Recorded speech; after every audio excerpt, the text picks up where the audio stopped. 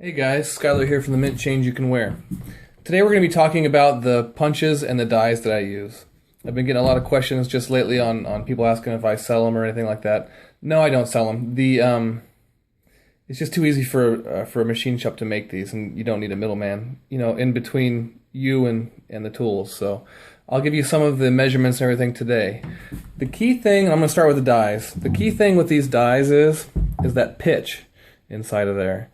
I played around with different pitches for quite a while, and I came up with the 20 degrees is the perfect pitch to have inside that hole.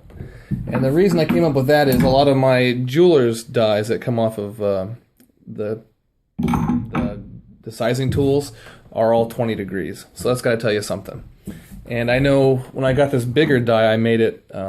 I played around quite a bit with narrower angles, and then I had some other dies before that I played around with shallower angles, and both of them were really unacceptable. So 20 degrees is it for me. And let's see here. These dies that I have here, this one I use exclusively for Morgans. So the opening of it will fit a Morgan just perfectly inside of it, and that's how I designed this one. And the depth of it right here is just extra material. I don't need all that. It probably only needs to be about, an 1.5 inches deep or so.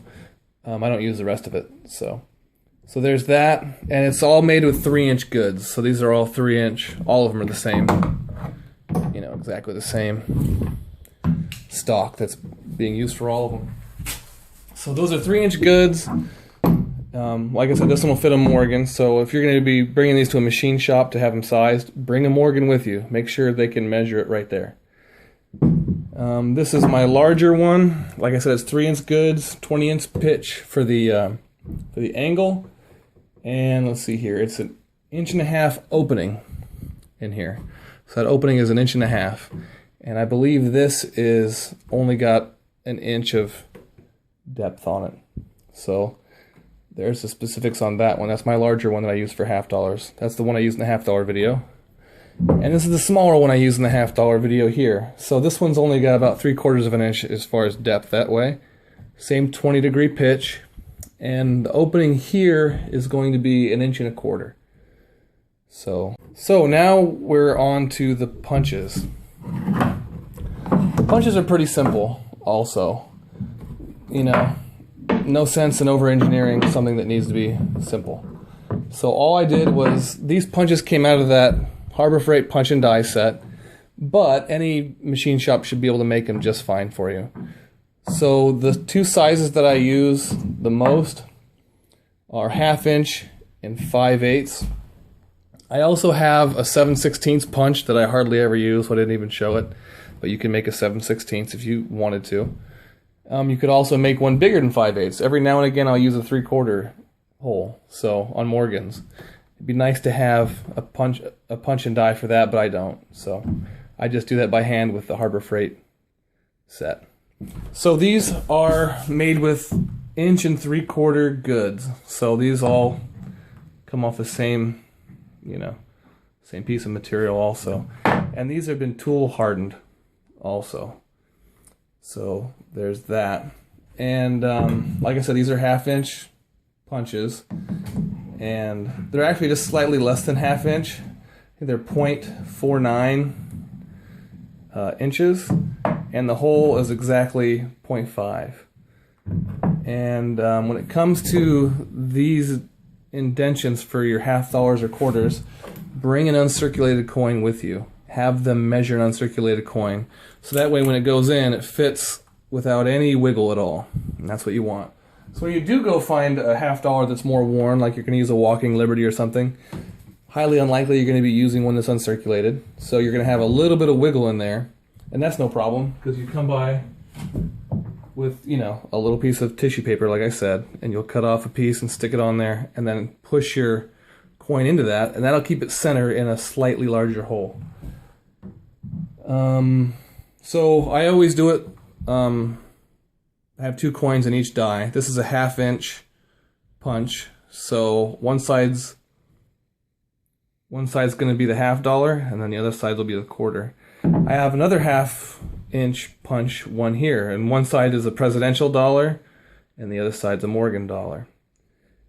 And also, what you could do if you wanted to is get one that'll fit a Morgan dollar perfectly, and then have little inserts that'll, you know, fill up this hole, but then have an opening that'll fit a $half, have an opening that'll fit a quarter, have an opening that'll fit a presidential dollar. And that way you don't have to spend as much money on making a whole new die, just have an insert. So that's a good idea. I think I'm planning on doing that actually for $5 and $10 gold pieces too. So there's that. The key really is when you're getting these made is make sure you get an uncirculated coin that they can measure, because that is the most important thing. You don't want it to be sloppy, you know, when you have an uncirculated coin. I made that mistake on this one, so there's a slight little bit of a wiggle, and this is an uncirculated coin, so there's a little bit of a wiggle on my quarter die. You know, it's not the end of the world either. The toilet paper thing works just fine for that, so that's what I do. But that's the only one I have that has wiggle in it. And another thing too, my Morgan dollar ones. Go to a coin shop with a micrometer like this. It might seem a little strange, but measure a lot of Morgan dollars.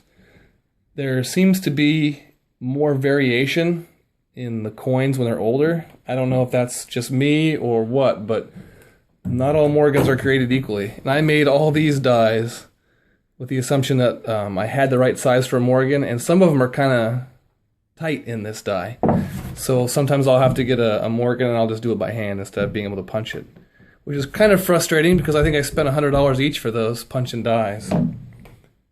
Let's see here. The tops of these are aluminum because it was just cheaper to make, and they are designed to fit nice and snug over the top of those. So real simple, nothing too hard for a machine shop to be able to take care of. If I remember right, I did pay $100 for each of these punches, and I think I paid $30 a piece for these. I'm not sure how much machine shops would charge for that or not, but that is the deal on that. So hopefully that answered a lot of you guys' questions, and if I missed anything, just message me, give me an email, and I'll see if I can answer anything I left out. All right, thanks again, guys.